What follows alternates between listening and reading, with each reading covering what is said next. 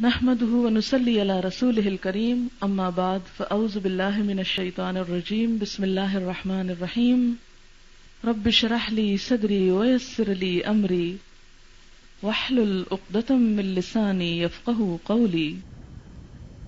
یہ مہینہ جس کو کہیں شہر مبارک کہا گیا، شہر عظیم کہا گیا، شہر برکت کہا گیا، شہر الصبر کہا گیا، شہر المواسات کہا گیا، تو یہ مہینہ کوئی معمولی مہینہ نہیں، ہماری زندگیوں میں ایک بار پھر یہ لوٹ کر آ رہا ہے، ہمیں پھر ایک موقع مل رہا ہے، ہمیں نہیں معلوم کہ اگلے سال تک ہم اس دنیا میں ہوتے ہیں یا نہیں، تو نیکی اور رحمت اور برکت اور مغفرت سمیٹنے کا یہ وقت جو ہمارے قریب آ پہنچا ہے، اس سے بھرپور فائدہ حاصل کرنے کے لیے ہمیں پوری طرح تیار ہو جانا چاہیے، تاکہ ہم ایک ایک لمحے سے، ایک ایک گھنٹے سے اور ایک ایک دن سے پورا فائدہ اٹھا سکیں۔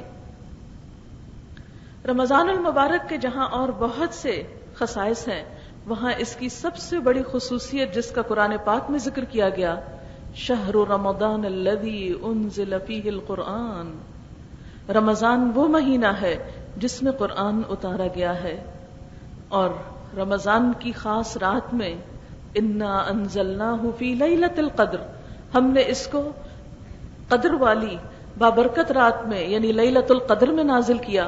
وما ادراک ما لیلۃ القدر، اور تم کیا جانو کہ لیلۃ القدر ہے کیا؟ لیلۃ القدر خیر من الف شہر، لیلۃ القدر 1000 مہینوں سے بہتر رات ہے۔ اس رات کو 1000 مہینوں سے بہتر کیوں قرار دیا گیا؟ ایک رات جو 1000 مہینوں سے بڑھ کر ہے، آخر کس وجہ سے؟ کبھی سوچا ہم نے؟ قرآن کی وجہ سے، کیونکہ اس میں قرآن نازل ہوا تھا۔ تو اگر ایک رات جس میں قرآن نازل ہوا اس قرآن کی برکت سے 1000 مہینوں سے زیادہ فضیلت رکھتی ہے، 1000 مہینوں سے بڑھ کر ہے، تو پھر وہ شخص اور وہ لوگ جو قرآن کے ساتھ تعلق قائم کریں، قرآن کو سیکھیں اور سکھائیں، قرآن کو اپنے سینوں میں اتاریں، قرآن کے ساتھ زندگی بسر کریں، قرآن کو اپنا رہنما بنائیں، قرآن کی روشنی میں اپنی زندگی گزارنے کے طریقے وضع کریں، پھر ان کی اہمیت اور ان کی عظمت اور ان کی عزت اللہ سبحانہ وتعالیٰ کے ہاں کیا ہو سکتی ہے۔ اگر ایک رات کو اتنی عزت اور برکت قرآن کی وجہ سے ملی، تو یقیناً ہر وہ انسان جو اس کتاب کے ساتھ تعلق قائم کرے گا، وہ بھی اللہ سبحانہ وتعالیٰ کی خاص رحمتوں اور برکتوں سے فیضیاب ہوگا۔ رمضان کے بارے میں نبی صلی اللہ علیہ وسلم نے یہ بھی فرمایا کہ رمضان کی پہلی رات شیاطین اور سرکش جن باندھ دیے جاتے ہیں۔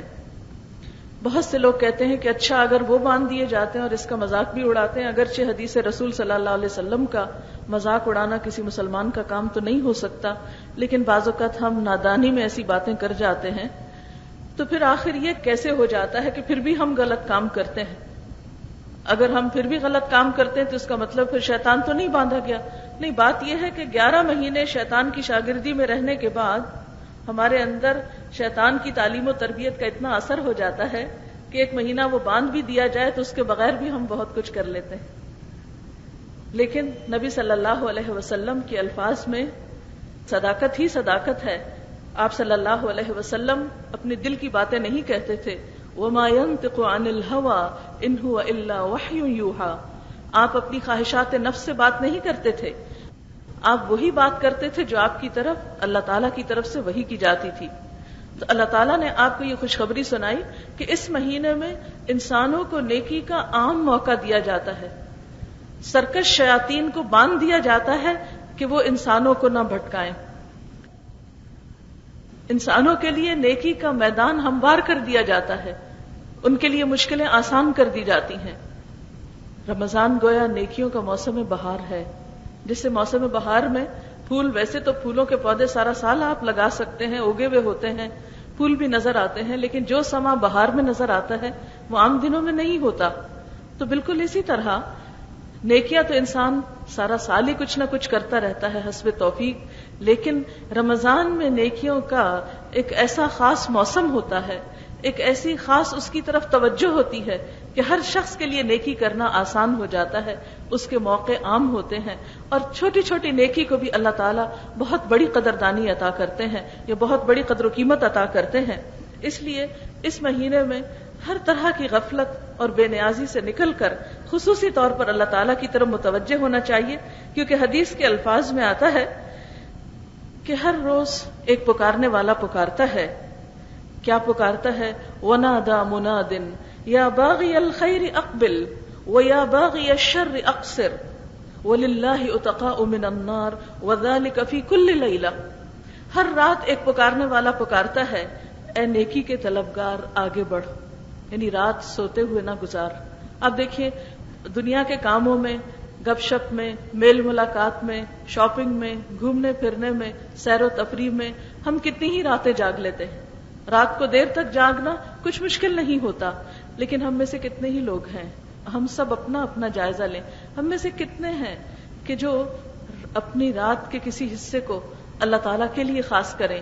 چلے اگر سارا سال ہمارے لیے مشکل ہوتی ہے تو خصوصی طور پر رمضان میں، جبکہ ایک نفل فرض کے برابر اور ایک فرض 70 فرض کے برابر ہو جاتا ہے، ہر عمل کا کئی گنا زیادہ بڑا اجر ملتا ہے، اس میں رات کے لیے، رات میں ایک عبادت یعنی خاص طور پر قیام اللیل کے لیے تراویح کی نماز یا تہجد کی نماز یا نوافل، جو بھی اللہ تعالیٰ ہمیں توفیق دے، اس کے لیے اپنے آپ کو ذہنی طور پر تیار کریں۔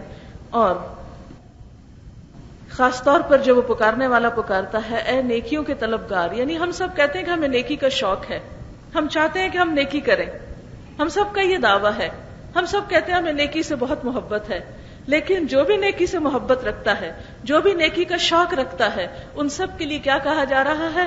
یا باغی الخیر اقبل، اے نیکیوں کے طلبگار آگے بڑھو، موقع ہے، قدردانی کی جائے گی، قبولیت ہوگی۔ وَيَا بَاغِيَ الشَّرِّ أَقْصِرْ، اور اے برائیوں کے طلبگار، اے برائیوں چاہنے والے، اب تو رک جاؤ، اب تو کچھ شرم کر جاؤ، اب تو اللہ تعالیٰ کے اس خاص مہینے میں جو قرآن کا مہینہ ہے، اس میں برائیوں سے پرہیز کرو، اب تو تم برائیوں کی طرف اپنی رفتار کم کر دو۔ گویا یہ ایک مجموعی ماحول پیدا کر کے انسانوں کو موقع دیا جاتا ہے کہ وہ نیکیوں کی طرف آگے بڑھ جائیں اور برائیاں چھوڑ دیں۔ ویسے تو دن میں کئی دفعہ اللہ تعالیٰ اپنی طرف بلا کر ہمیں برائی سے روکتے ہیں، یعنی نماز کی شکل میں، جیسے کہ قرآن پاک میں آتا ہے اِنَّ الصَّلَاةَ تَنْهَىٰ عَنِ الْفَحْشَاءِ وَالْمُنکَرِ، نماز برائیوں اور بے حیائی کے کاموں سے روکتی ہے۔ انسان خواہ کسی بھی برائی میں مبتلا ہو، اتنے میں آذان ہو جاتی ہے، نماز کا وقت ہو جاتا ہے، اسے لازماً اس برائی کو چھوڑنا پڑتا ہے۔ اور اگر نماز میں بہت خشوع خضوع نہ بھی ہو، بہت زیادہ عبادت کی کیفیت نہ بھی ہو، تو ایٹ لیسٹ اتنا تو ہوتا ہے نا کہ جتنی دیر میں ایک انسان وضو کرتا ہے، نماز کے لیے جاتا ہے، نماز کے لیے کھڑا ہوتا ہے، اتنی دیر تک کوئی برا کام تو نہیں کر رہا ہوتا، کوئی جھوٹ نہیں بول رہا ہوتا، کوئی غیبت نہیں کر رہا ہوتا، کوئی چغلی نہیں کر رہا ہوتا، کسی کے بارے میں برا نہیں سوچتا، ایٹ لیسٹ اتنی دیر تو انسان برائی سے بچتا ہے۔ تو ہر دن اللہ تعالیٰ 5 بار ہمیں برائی سے نکالنے کے لیے ہمیں نماز کا حکم دیتے ہیں اور ہمیں نماز کی طرف بلاتے ہیں۔ پھر اسی طرح رمضان میں خاص طور پر سارا دن روزہ رکھ کر اور رات کی عبادت کے ذریعے پھر ایک طرح سے ہمیں برائیوں کے ماحول سے، غفلت سے، اللہ تعالیٰ سے دوری سے نکالا جاتا ہے، کھینچا جاتا ہے، اور نیکیوں کی طرف ایک موقع عطا کیا جاتا ہے تاکہ ہم اس طرف اپنے آپ کو زیادہ سے زیادہ مائل کر سکیں اور خیر اور بھلائی کے کاموں کی طرف بڑھ سکیں۔ پھر اسی طرح اللہ تعالیٰ اس رمضان میں، یعنی رمضان المبارک کے مہینے میں، ہر رات میں بہت سے لوگوں کو آگ سے یعنی جہنم سے نجات عطا کرتے ہیں۔ جیسے حج کے موقع پر عرفہ کے دن بہت سی گردنوں کو جہنم سے نجات ملتی ہے، اسی طرح رمضان میں خصوصی طور پر ہر رات میں بہت سے لوگوں کو بخشش کا پروانہ ملتا ہے، اور یہ ہر رات ہوتا رہتا ہے۔ اب یہ ہم پر منحصر ہے کہ ہم کس حد تک اپنے آپ کو اس طرف لاتے ہیں تاکہ ہم بھی ان خوش نصیب لوگوں میں شامل ہو جائیں جن کی گردنیں جہنم سے رہا کر دی جائیں۔ پھر اسی طرح ایک اور حدیث میں آتا ہے کہ رمضان المبارک میں خصوصی طور پر جنت کو سجایا جاتا ہے، یعنی جہاں لوگوں کو جہنم سے نجات ملتی ہے وہاں جنت کو مزین کیا جاتا ہے تاکہ لوگوں کا جنت کی طرف بڑھنے کا شوق اور بڑھے۔ اب میں چند ایک باتیں اس سلسلے میں کروں گی کہ ہم رمضان کا ٹائم ٹیبل کیا بنائیں، رمضان میں وہ کون کون سے کام کریں، کن کن چیزوں کا دھیان رکھیں کن کن چیزوں کا خیال رکھیں کہ ہم اس مہینے سے زیادہ فائدہ اٹھا سکیں. جیسا کہ ابھی ایک بچی نے قرآن پاک کی تلاوت کی تھی، اس تلاوت کی جو پہلی آیت تھی، یا ایھا الذین آمنوا کتب علیکم الصیام کما کتب علی الذین من قبلکم لعلکم تتقون. اے لوگو جو ایمان لائے ہو، تم پر روزے فرض کیے گئے جس طرح تم سے پہلی امتوں پہ فرض کیے گئے تاکہ تمہارے اندر تقوی پیدا ہو. یعنی روزے کا فرض کیا جانا، اس کا اصل مقصد اور مطلوب کیا تھا کہ ہمارے اندر تقوی پیدا ہو. تقوی کیا چیز ہے اور تقوی کیسے پیدا ہوگا، اور ہم رمضان ٹائم ٹیبل کس طرح بنائیں کہ واقعی ہمارے اندر تقوی پیدا ہو جائے، اور جب رمضان ختم ہو تو اس رمضان کے جانے کے ساتھ ہی ہمارے دلوں کا حال اور ہماری کیفیت میں بھی ایک فرق آ چکا ہو، جو کہ دراصل آنا چاہیے، جو رمضان کے لائے جانے اور روزے کے فرض کیے جانے کا اصل مقصد ہے. تقوی کو آپ کس طرح ڈیفائن کریں گے؟ تقوی دراصل دل کی ایک ایسی حالت کا نام ہے جس میں انسان کا دل، انسان کی سوچ نیکی کی طرف مائل رہتی ہے اور انسان برائیوں سے بچنے کی طرف توجہ کرتا ہے. یا دل کی اس کیفیت کا نام ہے جس کیفیت میں انسان نیکی کی طرف آسانی سے بڑھتا ہے، شوق سے بڑھتا ہے، اور برائی کرنا اس پر مشکل ہو جاتا ہے. یا پھر تقوی ایک ایسی کیفیت کا نام ہے جس میں انسان کے اندر اللہ تعالیٰ کا ایک خاص احساس، اللہ تعالیٰ کی ایک خاص محبت، اللہ تعالیٰ سے ایک خاص تعلق پیدا ہوتا ہے، اور انسان کو اللہ تعالیٰ کے سوا باقی دوسری سب چیزیں سیکنڈری نظر آتی ہیں. اللہ تعالیٰ رمضان کے ان روزوں کے ذریعے دراصل کیا چاہتے ہیں؟ ہمارے دلوں کا حال بدل جائے، ہمارے دل بدل جائیں، ہماری سوچ بدل جائے، ہمارے خیالات بدل جائیں. اور وہ خیالات کیسے ہوں؟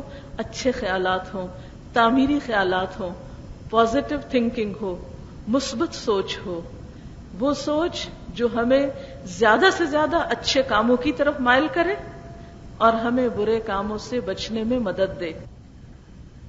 ہم سب جانتے ہیں کہ نیکی اپنا ایک اثر رکھتی ہے اور برائی کا بھی ایک اثر ہوتا ہے. یہ نہیں ہوتا کہ آپ نیکی کریں اور اس کا نتیجہ برا نکلے، اور یہ بھی نہیں ہوا کرتا کہ آپ برائی کریں اور اس کا رزلٹ اچھا آئے. یہ ممکن نہیں، پاسبل نہیں. جیسے یہ ممکن نہیں کہ آپ گندم کا بیج ڈالیں اور اس میں سے چنے نکلیں، یا آپ چاول بوئیں اور اس میں سے انگور نکلیں. یہ تو نہیں ہوتا نا. کیا ہوتا ہے؟ جو آپ بیج ڈالتے ہیں، جس چیز کو آپ بوتے ہیں وہی کاٹتے ہیں، جو فصل آپ لگاتے ہیں وہی آپ کے سامنے آتی. تو اس دنیا میں ہم جو کچھ بھی کرتے ہیں، آج اس زندگی میں جیسے بیج ڈالیں گے، کل قیامت کے دن ویسی فصل کاٹیں گے. کچھ اور عمل نہیں آئے گا سامنے، وہی آئے گا جو آج ہم کر رہے ہیں. لہذا یہ بات بے حد ضروری ہے میرے لیے اور آپ سب کے لیے کہ ہم اس دنیا میں رہتے ہوئے اپنی صلاحیتوں، اپنی طاقتوں، اپنی سوچوں، اپنے عمل کی قوت، ان تمام چیزوں کو ایک ایسے مثبت پازیٹو راستے پر لگائیں کہ جس سے ہم یہ زندگی بھی بھرپور طریقے سے گزاریں، اللہ تعالیٰ کی دی ہوئی نعمتوں کو اچھے سے اچھے طریقے سے استعمال کریں، اور پھر کل قیامت کے دن جب اللہ کے حضور حاضر ہوں.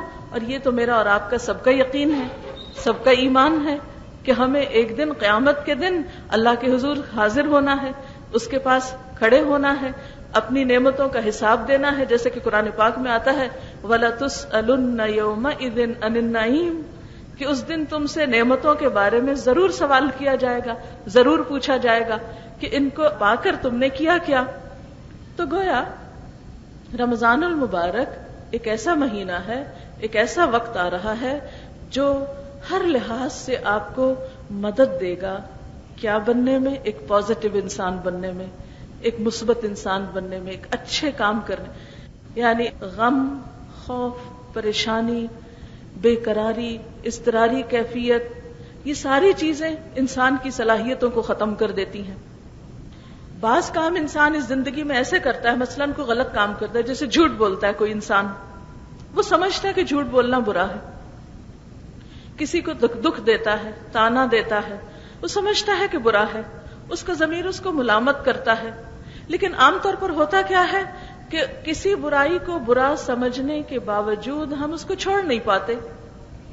اب آپ دیکھیے کہ جب کوئی شخص جھوٹ بولتا ہے تو ضرور اس کے دل پہ ایک سیاہ داغ لگتا ہے، اس کے دل کے اندر ایک بے چینی کی کیفیت پیدا ہوتی ہے، ایک بے سکونی آتی ہے، نتیجتاً ایک خوف بھی پیدا ہوتا ہے کہ اگر میرا یہ جھوٹ کھل گیا تو پھر کیا ہوگا.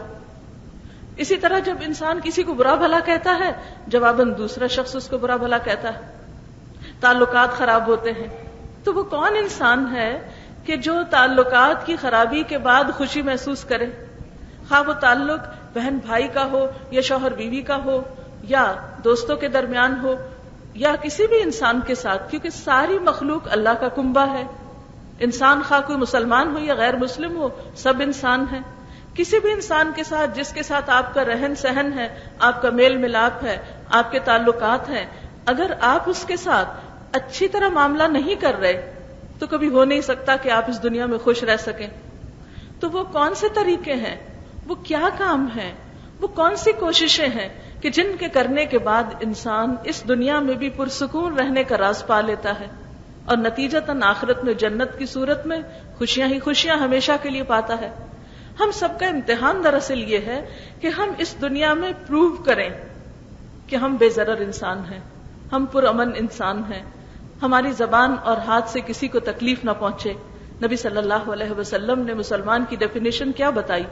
المسلم، آپ سب جانتے ہیں، کسی سے بھی چھپا ہوا نہیں، المسلم من سلم المسلمون من لسانہ ویدہ.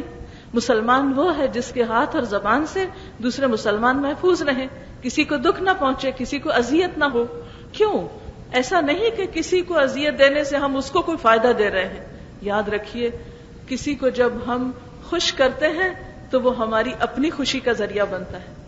کسی کے لیے جب ہم اچھے ثابت ہوتے ہیں تو وہ الٹیمیٹلی اس کا پلٹ کر اچھا اثر خود ہماری اپنی ذات پر آتا ہے. ہم اگر کسی کو دیکھ کے مسکراتے ہیں تو جواب میں ہمیں کیا ملتا ہے؟ مسکراہٹ. اگر ہم کسی کو دیکھ کر ماتھے پہ بل ڈال لیتے ہیں تو ہمیں کیا ملتا ہے جواب میں؟ ایک آنکھوں کا گھرنا مثلاً، یا پلٹ کر ایک تیوری چڑھا ہوا ماتھا یا فیس. تو یاد رکھیے، جو بھی شخص نیکی کرتا ہے وہ دراصل اپنے ہی لیے کرتا ہے. بظاہر وہ کسی اور کے لیے نظر آتی ہے. مثلاً آپ صدقہ کرتے ہیں، خیرات کرتے ہیں، دیکھنے میں ایسا لگتا ہے جیسے آپ کسی کی مدد کر رہے ہیں، حالانکہ کیا ہوتا ہے؟ صدقہ کر کے بلائیں آپ سے دور ہوتی، تکلیفیں آپ سے دور ہوتی. آپ آج کسی کا بھلا کر رہے ہیں، اللہ تعالیٰ کل کسی اور کے ذریعے آپ کا بھلا کروائے گا، آپ سے مشکلات اور تکلیفیں اور پریشانیاں دور فرمائے گا. اس لیے ہم سب کو ایک بات اچھی طرح یاد رکھنی چاہیے کہ نیکی ہم سب کی ضرورت ہے، گناہ ہم سب کے لیے نقصان دہ ہے. لیکن وہ کیا طریقہ ہو، وہ کیا چیز ہو کہ جس سے ہم نیکی کرنے پر قادر ہو جائیں، نیکی کرنا ہمارے لیے آسان ہو جائے اور برائی کرنا ہمارے لیے مشکل ہو جائے. یہ چیز ہم عملاً صحابہ کرام کی زندگیوں میں دیکھتے ہیں. لیکن اپنے آپ کو ہم یہ کہہ کے ایکسکیوز دے لیتے، ہم کیا کریں، ہم تو عام سے انسان ہیں، گناہگار انسان ہیں. کہ اللہ تعالیٰ نے ہمیں گناہگار انسان بننے کے لیے تو پیدا نہیں کیا. ہم کیوں اپنے آپ کو ایکسکیوز دے رہے ہیں؟ ٹھیک ہے، گناہوں کا اعتراف ہونا چاہیے، لیکن گناہوں پر اصرار نہیں ہونا چاہیے. گناہ کا اعتراف تو اچھا ہے، لیکن گناہ پر اصرار نقصان دہ ہے. تو یہ رمضان کا مہینہ جو ہم پر آ رہا ہے، یہ دراصل اس لیے آ رہا ہے لعلکم تتقون، تاکہ تمہارے اندر تقوی پیدا ہو، تمہارے اندر ایک ایسی مضبوط سوچ پیدا ہو کہ جس کو یا تمہارے دل کے اندر ایسے احساسات جنم لیں، گناہوں کے بوجھ سے تم آزاد ہو، تم اللہ تعالیٰ کے قریب ہو، نیکی کر کے تمہیں خوشی ہونے لگے. یہ سب احساسات پیدا کرنے کے لیے روزہ بہترین مددگار ہے. اور رمضان اسی لیے آ رہا ہے کہ ہماری نیکی کرنے کی ایک مضبوط بہترین سوچ ہمارے اندر جنم لے تاکہ ہم واقعی نیکی کر سکیں، ہم اپنی کمزوریوں سے نکل سکیں، ہم اپنے نفس کے ہاتھوں جو خود ہی مجبور ہو جاتے ہیں نا غلط کام کرنے کے لیے، ہم اپنے آپ کو ہی راضی نہیں کر پاتے، اپنے آپ کو ہی منا نہیں پاتے. تو دراصل روزہ ہمیں ایک اسٹرینتھ عطا کرتا ہے، ایک اتنی قوت دیتا ہے کہ ہم اپنے ان تمام برائیوں سے جن میں ہم کسی نہ کسی طرح مبتلا ہو جاتے ہیں ان سے نکلنے میں مددگار ہوتا ہے. یہ کیسے ہوتا ہے؟ یہ آپ دیکھیے کہ روزہ رکھنے میں آپ غور فرمائیں کہ روزہ کس طرح رکھا جاتا ہے. صبح سحری کھائی جاتی ہے. سب سے پہلے سحری کھانے کے وقت ہم میں سے کسی کا دل نہیں چاہتا کچھ کھانے کو. سحری کا کھانا مشکل ترین کام ہوتا ہے. ویسے ہم کو کھانا پینا بہت اچھا لگتا ہے، سارا دن ہمیں کچھ نہ کچھ کھانے کو ملتا رہے تو ہم نہ نہیں کریں گے. کس کو کھانا پینا پسند نہیں؟ آج آپ دیکھیں کسی بھی سپر مارکیٹ میں تو سب سے بڑا سیکشن کس چیز کا ہوگا؟ چاکلیٹس کا، ٹافیوں کا، اور کچھ نہ کچھ چباتے رہنے کا. یعنی جو ہیلدی فوڈ ہے وہ اتنی نہیں ہوگی جتنی جنک فوڈ ہوگی، کیونکہ ہم سب شوقین ہیں کہ ریڈی میڈ تیار شدہ چیز کوئی بھی کسی وقت بیگ سے نکالے اور منہ میں ڈالے. لیکن آپ دیکھیے کہ سحری کا وقت سارے دن میں سے ایسا وقت ہوتا ہے جو بالکل کھانے کو دل نہیں چاہتا، کھانا اچھا ہی نہیں لگتا، کچھ پکا ہوا دل نہیں چاہ رہا. اس وقت کیا حکم ہے؟ سحری کھاؤ. تسحروا فإن فی السحور برکہ. سحری کھاؤ، سحری کھانے میں برکت ہے. سحری کھانے والوں پر فرشتے دعائیں کر رہے ہوتے ہیں. سحری کھانا اللہ تعالیٰ کو پسند ہے. اہل کتاب اور ہمارے روزوں میں فرق ہی سحری کھانے کا ہے. اب دل کی ناپسندیدہ حالت پر کنٹرول کر رہے ہیں ہم، جس چیز کو مرضی نہیں وہ کرا رہے ہیں. پھر ایک خاص وقت میں آ کے بس ہاتھ روک لو، کپ رکھ دو. اگر جلدی نہیں اٹھے تمہارا قصور ہے، بس خلاص یہیں ختم. اب جتنا جی چاہے آپ کا کھانے کو، کیونکہ جب ہم کھانے لگتے ہیں نا تو پھر آہستہ آہستہ بھوک کھلنے لگتی. اب سوچتے ہیں یہ بھی کھا لیں، یہ بھی کھا لیں، یہ بھی نہیں، بس ٹائم ختم. ایک ڈسپلن کا پابند کر لیا اپنے آپ کو. کتنی ہی چیزیں ہماری زندگی میں ایسے آتی ہیں ٹائم ختم ہوتا ہے لیکن ہمارا کام نہیں ختم ہوتا، ہم آن ہی آن رہتے ہیں، چلتے ہی چلے جاتے ہیں. سحری ہمیں ڈسپلن سکھاتی.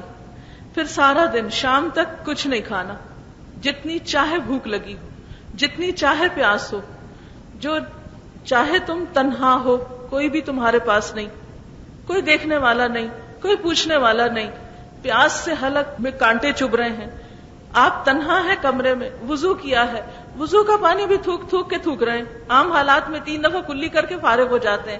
روزے کی حالت میں کلیاں ختم ہی نہیں ہوتی، کہیں ایک قطرہ نہ اندر چلا جائے. کس قدر احتیاط برت رہے ہیں، کتنے زیادہ کانشیس ہیں.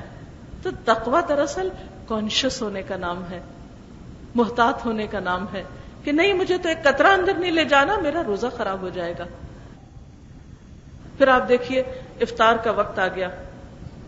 اب آپ کو کھانا ہے لیکن سنبھل کے کھانا ہے، احتیاط سے کھانا ہے، کیونکہ زیادہ کھا لیا، زیادہ پی لیا تو تراویح نہیں پڑی جائے گی. اور بعض اوقات کیا ہوتا ہے، مغرب کی نماز لیٹ ہوتی اور اس میں ایک کے بعد ایک چیز کھا رہے ہیں ہم. جو کچھ عام دنوں میں نہیں کھاتے وہ افطار میں کھاتے ہیں. عام دنوں میں ہم بس اپنی روٹین میں کھاتے ہیں، لیکن سارے دن کی بھوک کے بعد ہم شام کے وقت دنیا بھر کی من پسند چیزیں اکٹھی کرتے ہیں. یہ بھی ہو جائے، یہ بھی ہو جائے، یہ بھی ہو. اب آپ دیکھیں اللہ تعالیٰ قرآن پاک میں کیا فرماتے ہیں، کلوا واشربوا ولا تسرفوا. کھاؤ اور پیو، اسراف نہیں کرو، حد سے زیادہ نہیں کھانا. اور اسراف کیا ہے؟ نبی صلی اللہ علیہ وسلم نے فرمایا کہ یہ بات بھی اسراف میں سے ہے کہ تم ہر وہ چیز کھانے لگو جس کو تمہارا جی چاہے. یعنی ہر وقت من پسند چیزیں کھاتے رہنا یہ اسراف ہے. اس لیے اس وقت اب کیا ہے، اذان ہے، نماز کا وقت ہے، آپ کا جی نہیں چاہ رہا ٹیبل سے اٹھنے کو، سب اٹھ گئے نماز پڑھنے، آپ کہتے ہیں اچھا میں ذرا آرام سے کھا کے، مجھے تو اتنی بھوک لگی اور میں نے وہ کہیں سنا تھا جب بھوک لگی ہو تو نماز لیٹ بھی کر سکتے ہیں. وہ تو کبھی ایک آدھ دفعہ ہو گیا، پورا مہینہ لیٹ ہو رہی ہے، لیٹ ہو رہی ہے. اب آپ دیکھیں نماز کو لیٹ. اب اس کے بعد یہ ہے کہ بعض اوقات پیاس لگی تو اتنا پانی پی لیتے ہیں پھر اٹھا ہی نہیں جاتی. اب تراویح کون پڑھے؟ اب کیا حکم ہے کہ تراویح پڑھو، کیونکہ تراویح جو ہے من قام رمضان ایمانا و احتسابا غفر له ما تقدم من ذنبه، جس نے رمضان میں ایمان اور احتساب یعنی ثواب کی نیت سے قیام کیا، اس کے پچھلے سارے گناہ معاف ہو جائیں گے۔ اب قیام اللیل، عشاء کی نماز تو ہم کو ساری زندگی میں مشکل لگتی تھی، اب اس میں مزید تراویحاں بھی شامل کر لیں، توبہ توبہ، اور مشکل ہو گئی۔ لیکن یہ جو قیام ہے یہ ڈسپلن سکھاتا نا۔ اب آپ کھڑے رہو اللہ کے حضور اور لمبی نماز پڑھو، پڑھتے جاؤ پڑھتے جاؤ پڑھتے جاؤ، اور گھر میں اکیلے تو اور زیادہ مشکل لگتی۔ بھلا یہاں پر مسجدوں میں پھر عورتوں کا اہتمام ہے کہ کہیں نہ کہیں انسان چلا جاتا ہے تو سب کے ساتھ مل کے کام آسان ہو جاتا ہے، اکیلے میں مشکل لگتا ہے۔ تو اب دیکھیں کہ روزہ جو ہے، جب جو کام کرنے کو دل چاہ رہا ہو کہتے یہ مت کرو، جو نہیں کرنے کو دل چاہ رہا کہتے یہ کرو۔ پھر آپ دیکھیں جب ہم افطار کر لیتے ہیں، پھر کھانا کھا لیتے ہیں، پھر تراویح پڑھ لیتے ہیں، اس کے بعد کھانے اور ایکسرسائز کے بعد اتنے فریش ہوتے ہیں اب سونے کو دل نہیں چاہتا، اب دل چاہتا ہے سب بیٹھ کے گپ شپ لگائیں۔ لیکن اب کیا ہے، اب سو جاؤ، کیونکہ سو گے تو سحری میں آسانی سے اٹھو گے، پھر بڑی مشکل سے نیند آتی، پھر صبح صبح اٹھنا پڑتا ہے، اب دل نہیں چاہ رہا اٹھنے کو، اٹھو جلدی اٹھو، اور خاص طور پہ آپ کی ایج میں تو بہت نیند آتی۔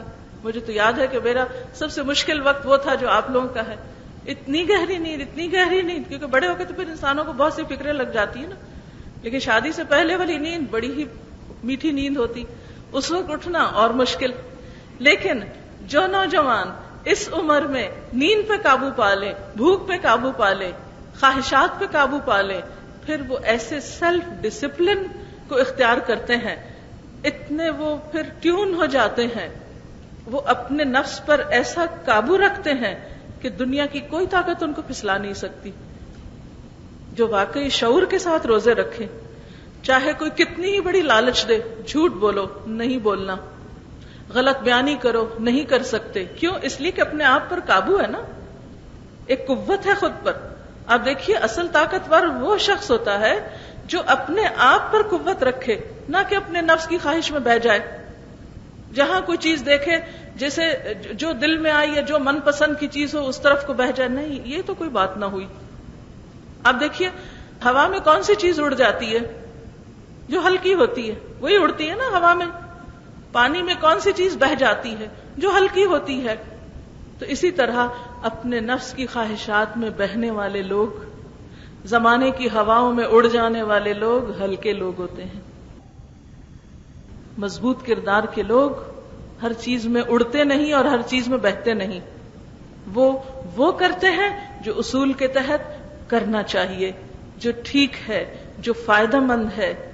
یہ رمضان اور یہ روزے ہمارے اندر ایسا ہی ڈسپلن پیدا کرنا چاہتے ہیں، کیونکہ ایک مسلمان ہونے کی حیثیت سے ہم جب اللہ کے حکم سے حلال چیز چھوڑتے ہیں، روزے میں کھانا پینا حلال ہوتا ہے نا، ہمیں اجازت ہے، لیکن ہم چھوڑتے ہیں، تو پھر یہ ہمارے اندر ایک ایسی طاقت پیدا کرتا ہے، ایسا ڈسپلن لاتا ہے کہ ہم حرام بھی چھوڑ سکتے ہیں۔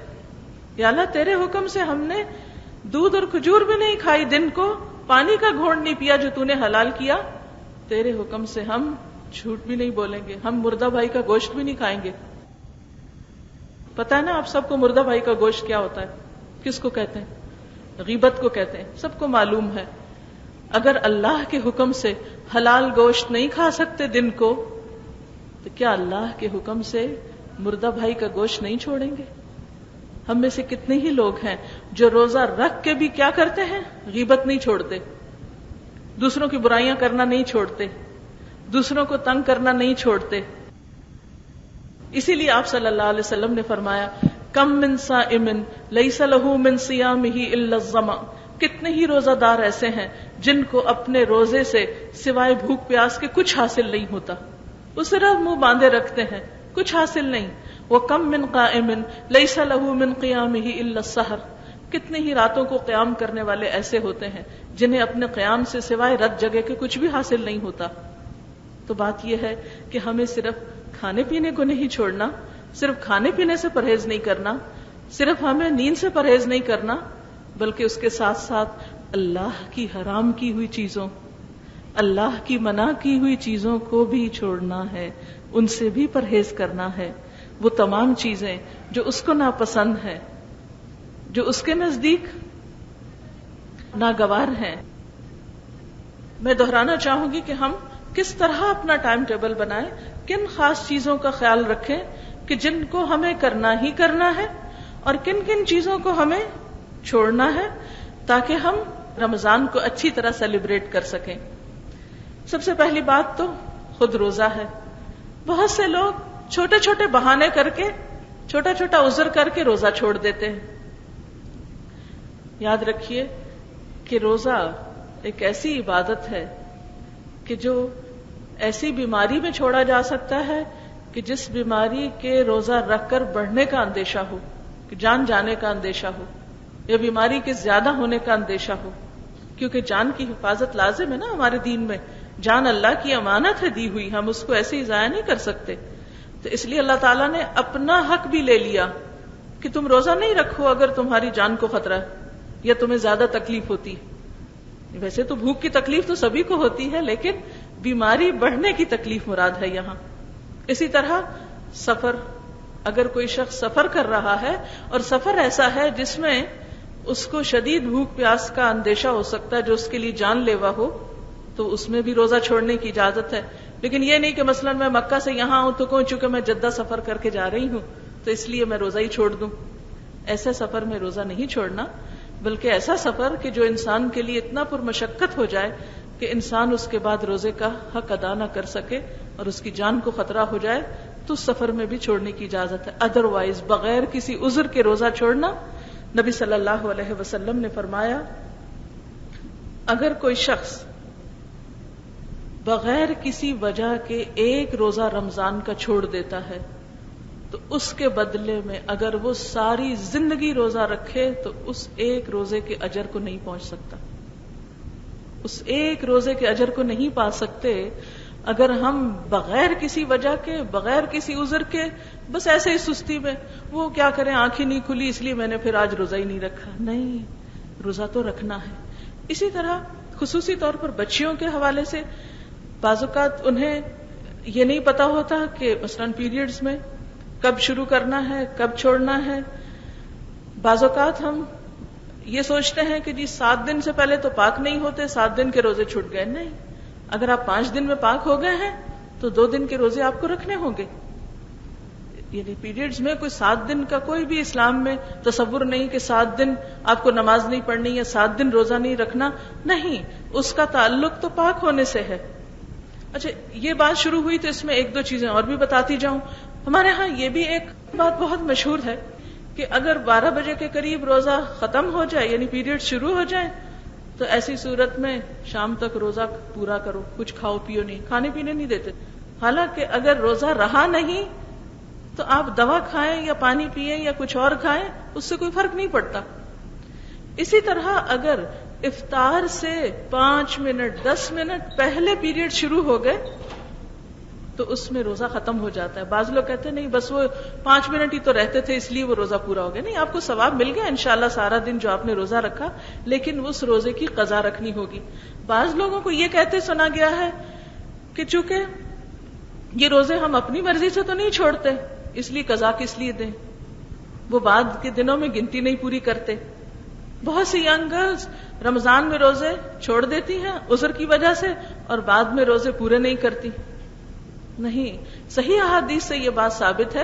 حضرت عائشہ رضی اللہ تعالی عنہا کی روایت سے پتہ چلتا ہے کہ ہم نماز کی قضا تو نہیں دیتی تھی لیکن روزے کی قضا دیتی تھی. اس لیے خصوصی طور پر ان دنوں میں اس سبب سے جو روزے چھوٹے ان کو رمضان کے بعد آپ پورا کر لیں. پھر اسی طرح آپ صلی اللہ علیہ وسلم نے یہ بھی فرمایا کہ جو شخص اللہ عز و جل کے راستے میں 1 دن کا روزہ رکھتا ہے اللہ تعالیٰ اس کا چہرہ اس 1 دن کے عوض جہنم سے 70 سال دور کر دیتے ہیں. یعنی اتنا بڑا اجر ہے اللہ کی خاطر روزہ رکھنے کا. روزے کے بعد یہ ہے کہ نماز کی پابندی, اور وہ بھی اول وقت میں پڑھنا بے حد ضروری ہے. کچھ لوگ ایسے ہوتے ہیں کہ جو روزہ تو رکھ لیتے ہیں نماز نہیں پڑھتے. روزہ رکھنا ان کو آسان لگتا ہے, نماز پڑھنا روزہ رکھ کے بھی مشکل لگتا ہے. تو نماز کے بارے میں تو آپ سب جانتے نا, اسلام اور کفر کے درمیان فرق کرنے والی چیز ہے, الگ الگ کر دیتی ہے. دنیا میں بھی پہچان ہے ہر مسلمان کی، اور آخرت میں جیسے سورۃ یاسین میں آپ سب نے یہ آیت پڑھ رکھی ہوگی، وَامْتَازُوا الْيَوْمَ أَيُّهَا الْمُجْرِمُونَ، اے مجرموں آج کے دن الگ ہو کر کھڑے ہو جاؤ۔ دنیا میں نماز اگر نہیں پڑھتے تھے تو نماز پڑھنے والے اور نہ پڑھنے والے قیامت کے دن اکٹھے نہیں ہو سکیں گے۔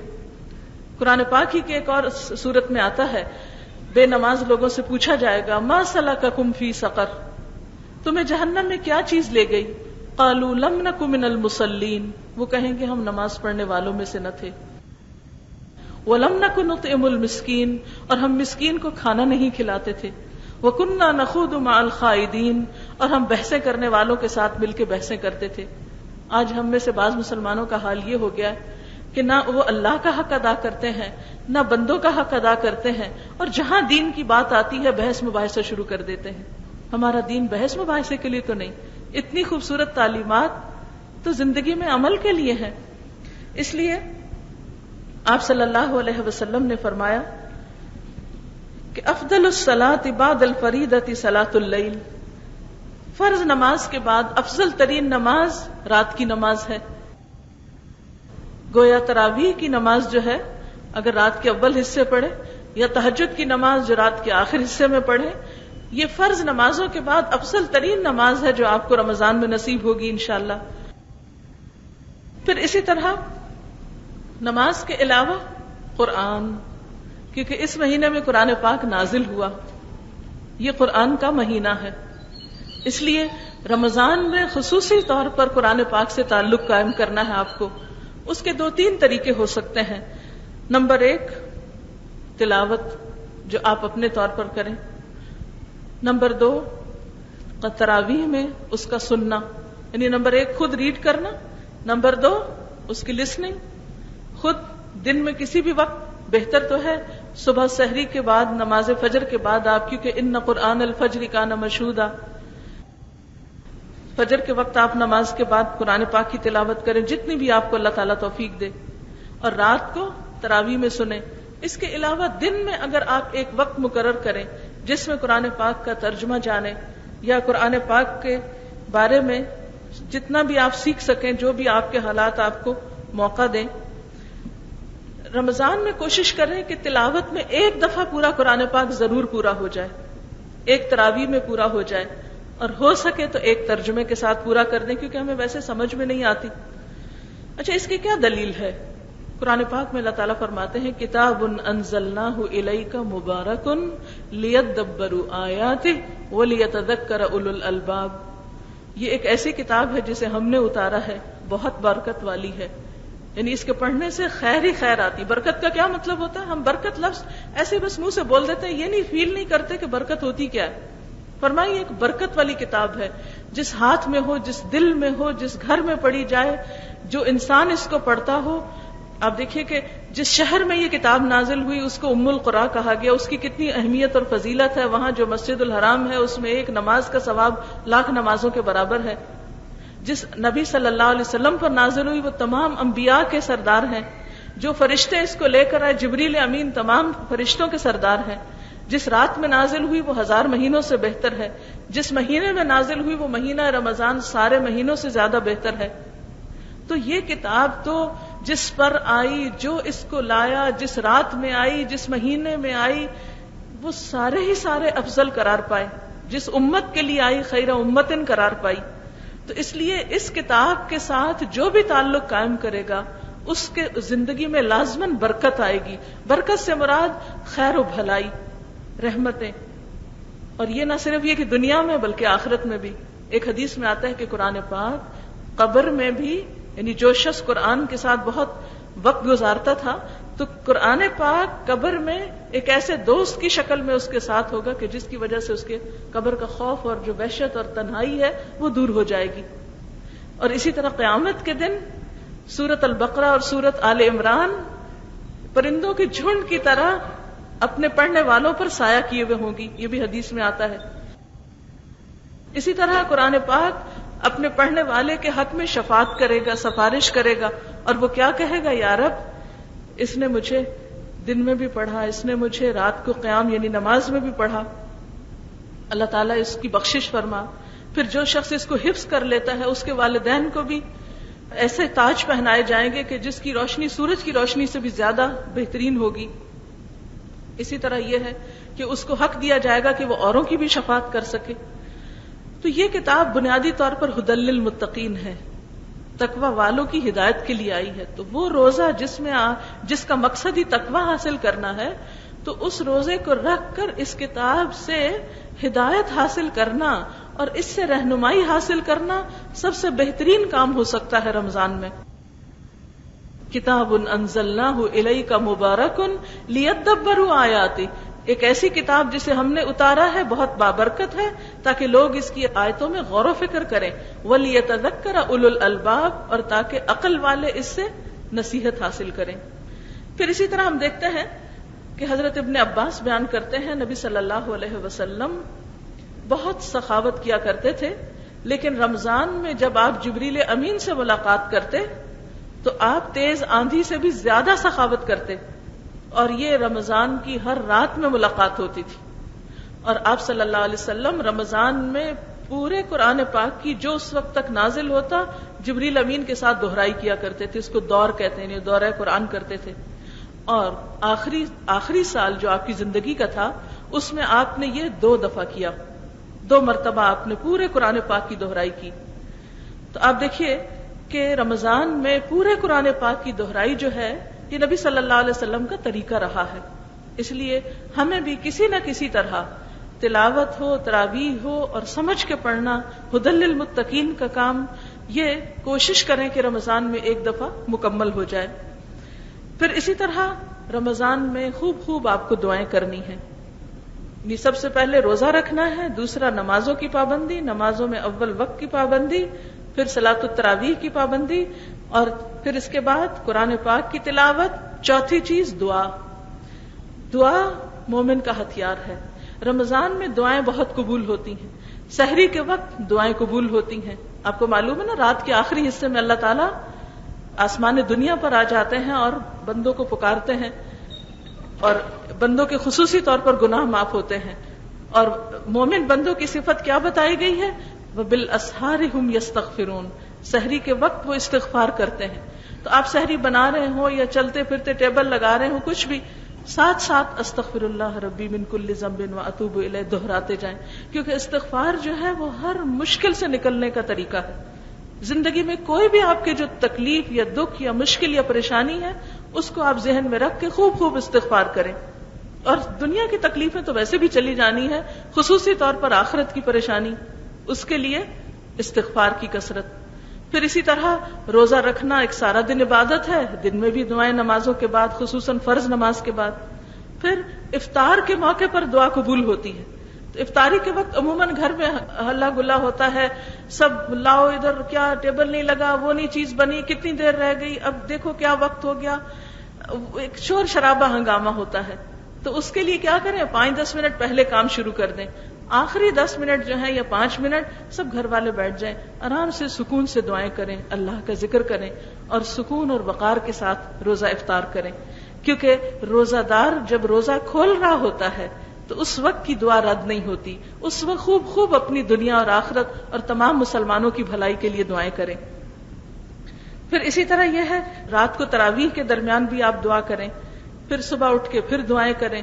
تو یہ مہینہ دعاؤں کا مہینہ بھی ہے، اور دعاؤں سے انشاءاللہ وہ تمام مرحلے اور وہ تمام منزلیں طے ہوں گی جو عام طور پر انسانی کوششوں میں نہیں ہوتی یا اس سے ممکن نہیں ہوتی. اگلی چیز جو آپ کو کرنی ہے وہ صدقہ خیرات ہے. اس مہینے میں کثرت کے ساتھ صدقہ خیرات، اور اس میں سب سے پہلے روزے کی افطاری. صحابہ کرام کو جب آپ صلی اللہ علیہ وسلم نے روزہ افطار کرانے کا ثواب بتایا کہ اتنا ثواب ملتا ہے جتنا روزہ رکھنے والے کے روزے کا ہے، یعنی جس کو آپ افطار کرا رہے ہیں، تو اس پر سب نے کہا کہ ہمارے پاس اتنا نہیں ہوتا کہ ہم اوروں کا بھی روزہ افطار کرائیں، یعنی بمشکل اپنا کرتے ہیں، سب کو کیسے روزہ افطار کرا سکتے ہیں. آپ نے فرمایا یہ ثواب اس کو بھی ملتا ہے جو ایک لسی کے گھونٹ یا ایک کھجور کے ٹکڑے سے بھی کسی کا روزہ افطار کرا دیتا ہے. تو آپ اپنے رشتہ داروں، دوستوں، ہمسایوں، حتیٰ کہ جب آپ گھر میں بیٹھے ہوتے ہیں نا تو خود اٹھا کے کھجور کھانے کی بجائے پہلے دوسرے کو آفر کر دیا کریں. اور ہر ایک اگر دوسرے کو آفر کر رہا ہے ایک طرح سے، اور جب آپ خواتین گھر میں افطاری بناتی ہیں تو اسی نیت سے بنائیں کہ اللہ تعالیٰ آپ کو اس کا اجر و ثواب عطا کرے. اور خصوصاً بچیاں، کیونکہ عام طور پر ایسا ہوتا ہے نا، جب امی کہتی ہیں آؤ بھی افطاری یا سحری میں مدد کرو، تو آپ کہتے ہیں ہمارے تو امتحان ہے، ہمارا تو ٹیسٹ ہے، ہمارا تو ہوم ورک بہت ہے، ہم تو کچھ نہیں کر سکتے. نہیں، انشاءاللہ آپ نے ثواب کی نیت سے ضرور امی کا ہاتھ بٹانا ہے، تھوڑا یا زیادہ جو بھی ممکن ہو، خوشی سے، بغیر اس کے کہ وہ آپ کو بلائیں. آپ اس نیت کے ساتھ کہ روزہ دار کو جب روزہ رکھواتے ہیں تو بھی ثواب ہے، چاہے وہ اپنے گھر کے لوگ ہوں، اور جب افطاری بناتے ہیں، کسی کو پانی پلاتے ہیں یا کھجور کھلاتے ہیں، چاہے وہ اپنے گھر کے لوگ ہیں، آپ ان کے لیے ٹرے میں لگا کے لے جاتے ہیں، پیش کرتے ہیں، اس سے بھی آپ کو انشاءاللہ اجر و ثواب ملے گا. تو خوشی خوشی ان کاموں میں آگے بڑھنا ہے. اور حقیقت یہ ہے کہ ہم چاہے ٹیسٹ ہو، کچھ ہو، لیکن کچھ نہ کچھ وقت مینج کر ہی سکتے ہیں اگر ہماری اپنی نیت ہو کہ ہمیں نیکی اور ثواب کا کام کرنا ہے. پھر اسی طرح آپ صلی اللہ علیہ وسلم رمضان میں اتنی سخاوت کرتے تھے. حدیث میں آتا ہے کہ آپ بھلائی کرنے میں بہت سخی تھے، لیکن رمضان میں جب آپ جبریل سے ملتے تو آپ اور سخی ہو جاتے، اور آپ ہر رات جبریل سے ملا کرتے تھے اور انہیں رمضان گزرنے تک قرآن مجید سناتے. جب جبریل آپ سے ملتے تو آپ کی سخاوت تیز ہواؤں سے بھی بڑھ جاتی. اب تیز ہوا جب چلتی ہے تو ہر چیز اڑا کے لے جاتی ہے، گویا آپ ہر چیز میں صدقہ کرتے. اور دوسرے یہ کہ جب تیز ہوا چلتی ہے تو گھر کے گوشے گوشے میں گھس جاتی ہے نا. اسی طرح ہمارا صدقہ خیرات سے ہر ایک کو کچھ نہ کچھ فائدہ پہنچنا چاہیے، یعنی ہر طبقے اور ہر شخص تک، جو بھی آپ کے رشتہ داروں میں یا دوستوں میں یا ہمسایوں میں یا جاننے والوں میں، اور یہاں بھی اور پیچھے وطن میں بھی جو بھی آپ کے دوست عزیز رشتہ دار ہیں، کیونکہ پہلا حق رشتہ داروں کا ہوتا ہے اور رشتہ داروں کو دینے کا دگنا ثواب ہوتا ہے. ان کے لیے آپ عید گفٹ کے طور پر یا کسی بھی طریقے پر جو کچھ آپ دیں، اللہ سے اجر پانے کے لیے اور رشتہ داری کو جوڑنے کے لیے، اور ایک اس مہینے کی خاص جو برکت ہے اس کو پانے کے لیے، اور وہ جو تقویٰ کا حصول ہے اس میں مدد لینے کے لیے، چاہے تھوڑا ہو چاہے زیادہ. مثلا اگر ہمارے پاس کچھ نہیں، ایک کھجور ہے نا، تو ہم توڑ کے آدھی کر کے آدھی ساتھ والے کو دے کر بھی یہ ثواب کما سکتے ہیں. پھر اسی طرح آپ صلی اللہ علیہ وسلم نے خصوصاً خواتین کو صدقے کی تلقین کی، کیونکہ بعض اوقات خواتین کہتے ہیں ہم کون سا خود کماتے ہیں، اور ینگ گرلس تو کہیں گی نہ، ہمیں تو پاکٹ منی اتنی نہیں ملتی کہ ہم اس میں سے اب کسی کو کچھ دے سکیں. صدقہ خیرات تو امی ابو کیا کرتے ہیں، یا جن کے پاس بہت پیسہ ہو وہ کیا کرتے ہیں. ٹھیک ہے، جن کے پاس جتنا زیادہ ہو اس کا حساب اتنا ہی زیادہ ہے، لیکن اس کے ساتھ ساتھ ہمارے پاس اگر کچھ بھی ہے، مثلا اگر آپ کے پاس پہننے کے لیے 5 جوڑے ہیں تو ایک نکال کر کسی ضرورت مند کو دے دیجئے. اپنی ہی چیزوں میں سے آپ دیکھیں کہ یہ چھوٹا چھوٹا، مثلا کسی کو ایک پینسل، کسی کو پین، کسی کو کاغذ، کسی کو کاپی، کسی کو کسی مدد کے طلبگار کو یا کسی ضرورت مند کو تھوڑا سا بھی کچھ دینا، اپنی ہی چیزوں میں سے دینا جو ہے وہ انشاءاللہ آپ کے لیے فائدہ مند ہوگا. پھر اسی طرح رمضان میں عمرہ، نبی صلی اللہ علیہ وسلم نے فرمایا رمضان میں عمرہ کرنا میرے ساتھ حج کے برابر ہے. یعنی ایک اور حدیث میں حج کے برابر، اور ایک نبی صلی اللہ علیہ وسلم کے ساتھ حج کرنے کے برابر. اتنا اجر و ثواب، اس لیے کسی نہ کسی موقع پر اس کا بھی اہتمام کریں. پھر آخری عشرے میں خصوصاً عبادت کا اہتمام. انشاءاللہ جب آخری عشرہ شروع ہوگا تو اس وقت تھوڑا سا ہم اس موقع پر چند باتیں دہرا لیں گے. اسی طرح یہ ہے کہ انسانوں میں سے جو بیمار ہیں ان کا خیال، پھر اسی طرح کیونکہ حقوق العباد کی بھی ضرورت ہے. پھر اسی طرح اگر آپ کا کوئی خدمتگار ہے تو اس کے کام میں کمی، کیونکہ بعض اوقات ایسا ہوتا ہے نا، گھر میں کوئی سرونٹس وغیرہ ہوتے ہیں، ان کو ہم کہتے ہیں لاسٹ مومنٹ پہ گرم پراٹھا لا کر دو، وہ بیچارے تو اس پراٹھا بنانے میں لگے رہتے ہیں اور ان کی سحری رہ جاتی ہے. یا تو اس لیے ان کے کام میں کمی کرنے کے بارے میں نبی صلی اللہ علیہ وسلم نے فرمایا جو اس مہینے میں اپنے غلام سے کم کام لے گا اللہ تعالیٰ اس کو بخش دے گا اور جہنم سے آزاد کرے گا. یعنی ان کے اوپر مشقت، کیونکہ بعض جیسے ورکرز باہر دھوپ میں کام کر رہے ہوتے ہیں، کھیتوں میں کام کر رہے ہوتے ہیں، یا بڑے بڑے مشقت والے کام کر رہے ہوتے ہیں، تو ان کے کاموں کے آورز میں یا کام کی شدت میں روزے کی خاطر کچھ نہ کچھ کمی کر لینا جو ہے یہ بھی اجر و ثواب کا باعث ہے. اور پھر خصوصاً جو محروم طبقات ہیں ان کا خیال رکھنا، ہمسایوں کا خیال رکھنا ہے آپ نے. پھر اسی طرح صرف روزہ رکھنا ہی نہیں، بلکہ اور صرف جھوٹ سے ہی نہیں بچنا، غیبت سے ہی نہیں بچنا، بلکہ لغو باتوں سے بھی پرہیز کرنا ہے. لغو باتیں کیا ہوتی ہیں؟ جس بیکار کی گپ شپ، جس کا کوئی مقصد نہیں ہوتا، کوئی اس کو چھیڑنا، کوئی اس کا مذاق اڑانا، کوئی راہ چلتے کو کوئی بات کرنا. قرآن پاک میں اللہ تعالیٰ کامیاب مومنوں کی صفت بیان کرتے ہیں، والذین هم عن اللغو معرضون. وہ کامیاب ہونے والے کون ہیں؟ جو لغو، بیکار، بیہودہ باتوں سے پرہیز کرتے ہیں. وَإِذَا مَرُّوا بِاللَّغْوِ مَرُّوا كِرَامًا. جب وہ لغو کے پاس سے بھی گزرتے ہیں تو معزز طریقے سے گزر جاتے ہیں، بہت اچھی طرح ہمبل، متواضع، خوش اخلاقی کے ساتھ آگے بڑھ کر سلام کرنے والے، نیکیوں اور بھلائیوں کے کام میں دوڑنے والے ہو کر بننا ہے، نہ کہ دوسروں کو ستانے والے اور مذاق اڑانے والے. اور پھر آخری بات یہ کہ ہمیں ساتھ ساتھ جائزہ لینا ہے کہ ہم کس سٹیج پر ہیں. نبی صلی اللہ علیہ وسلم نے ایک مرتبہ صحابہ کرام سے فرمایا کہ ممبر لاؤ. آپ کے لیے ممبر لایا گیا. جب آپ پہلی سیڑھی پر چڑھے تو فرمایا آمین، جب دوسری پہ چڑھے تو فرمایا آمین، تیسری پہ چڑھے تو فرمایا آمین. صحابہ کرام ذرا حیران ہوئے کہ آپ نے کس کی دعا پہ آمین کہا ہے. تو اس موقع پر آپ نے فرمایا کہ جب میں نے پہلی سیڑھی پر قدم رکھا تو جبریل امین میرے پاس آئے اور کہنے لگے کہ ہلاکت ہے، ہلاکت ہے، اس شخص کے لیے ہلاکت ہے جس نے رمضان کا مہینہ پایا اور اپنے گناہوں کی معافی اور بخشش حاصل نہ کی. تو میں نے جواب میں کہا آمین. یعنی اتنی رحمتیں اور برکتیں، اور پھر ابتدا میں بھی برکت، لیکن آخری راتیں، اور پھر اس میں لیلۃ القدر کی تلاش، اور پھر آخری عشرے کا اعتکاف، نیکی کے بے شمار مواقع. ان سارے مواقع کو جس نے گنوا دیا اور بخشش حاصل نہ کر پایا، اس کے لیے پھر ہلاکت. تو آپ نے کیا فرمایا؟ آمین. اور دوسرے وہ شخص جس نے بڑھاپے میں اپنے ماں باپ دونوں یا کسی ایک کو پایا اور پھر ان کی خدمت کر کے جنت حاصل نہیں کی، اس کی بھی ہلاکت. تو جبریل نے جب یہ کہا تو آپ نے فرمایا آمین. اور تیسرے یہ کہ جس کے سامنے آپ صلی اللہ علیہ وسلم کا نام لیا جائے اور پھر وہ درود نہ پڑے. یعنی جب نبی صلی اللہ علیہ وسلم کا نام لیا جائے تو دل میں کیا کہنا چاہیے؟ صلی اللہ علیہ وسلم. تو وہ بھی خیر و بھلائی سے محروم ہو. تو آپ صلی اللہ علیہ وسلم نے فرمایا آمین. آپ سوچئے دعائیں جبریل کر رہے ہیں، آمین نبی صلی اللہ علیہ وسلم فرما رہے ہیں. قبولیت کس درجے کی ہوگی، کوئی شک نہیں اس میں.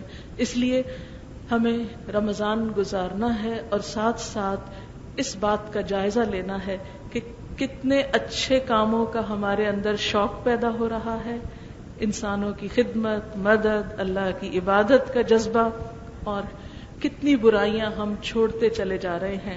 یہ ہے رمضان میں کرنے کا کام، رمضان کا پیغام. اور انشاءاللہ تعالی آئندہ جو لیکچرز ہوں گے وہ کچھ اس طرح ہوں گے کہ آپ کو کچھ کرنے کے کام بتائے جائیں گے اور کچھ چھوڑنے کے کام بتائے جائیں گے. وہ ساتھ ساتھ تفصیلات چلتی رہیں گی. اللہ تعالی ہمیں بہترین کام کی توفیق دے اور یہ رمضان اس حال میں گزرے کہ واقعی ہم گناہوں سے پاک ہو جائیں، اللہ کی رحمت ہم کو ڈھانپ لے، ہماری گردن آگ سے آزاد ہو جائے اور ہمارے اندر مطلوبہ تقوی پیدا ہو جائے. دعا کر لیتے ہیں، ٹھیک ہے؟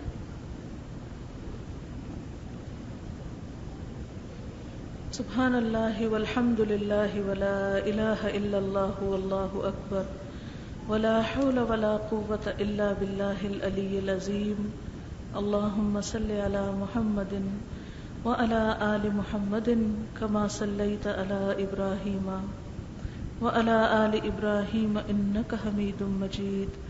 اللهم بارك على محمد وعلى آل محمد كما باركت على إبراهيم وعلى آل إبراهيم إنك حميد مجيد. ربنا آتنا في الدنيا حسنة وفي الآخرة حسنة وقنا عذاب النار. ربنا لا تزغ قلوبنا بعد إذ هديتنا وهب لنا من لدنك رحمة إنك أنت الوهاب.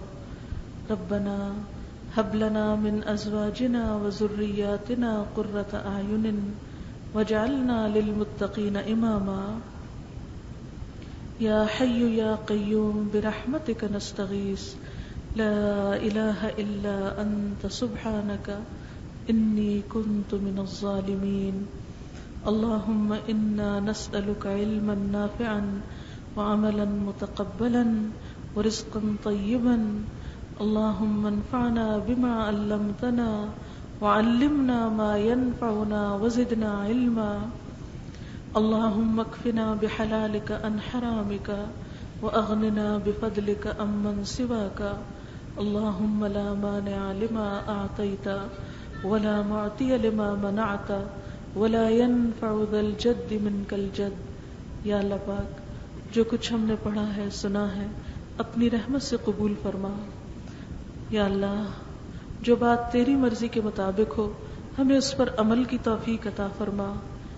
اگر ہماری زبان سے کوئی بھول چوک کر ایسی بات ہو گئی ہو جو آپ کو پسند نہ آئی ہو تو ہم سے درگزر فرما اور ہمارے دلوں کو ہدایت کی طرف موڑ دے. اللہ ہمیں اپنی محبت عطا کر دے، اپنے بندوں کی محبت عطا کر دے، ہمیں تمام انسانوں کے لیے خیر خواہی کرنے والا بنا. یا رب العالمین، ہمارے دلوں میں قرآن کی محبت پیدا کر دے. یا رب العالمین، جنہوں نے اس مجلس کے لیے کوشش کی ہے، جو بھی محنت اور اہتمام کیا ہے، انہیں بہترین جزائے خیر عطا فرما. یا اللہ، ہم سب کو رمضان کی برکتوں اور رحمتوں سے بھرپور فائدہ اٹھانے کی توفیق عطا فرما. ہماری کوتاہی، کمی، غفلت، سستی ہم سے دور فرما دے. یا رب العالمین، ہم سب کو صحت اور تندرستی اور عافیت کے ساتھ اس مہینے کی برکتوں سے بھرپور فیض یاب ہونے کی توفیق دے. یا اللہ، تو ہمارے دلوں کو باہم جوڑ دے. یا رب العالمین، ہمیں مثبت سوچ عطا کر دے. یا اللہ، ہمارے دلوں کو سکون عطا کر دے. یا اللہ، سب کے دکھ، بیماریاں، تکلیفیں اور پریشانیاں دور فرما اور ہمارے اس وقت میں بہترین برکت پیدا کر دے اور اس کوشش کو قبول کر لے. ربنا تقبل منا انك انت السميع العليم وتب علينا انك انت التواب الرحيم. وصلى الله تعالى على خير خلقه محمد وعلى آله وأصحابه وأهل بيته أجمعين برحمتك يا أرحم الراحمين. إلهي آمين. سبحانك اللهم وبحمدك نشهد أن لا إله إلا أنت نستغفرك ونتوب إليك. والسلام عليكم ورحمة الله وبركاته.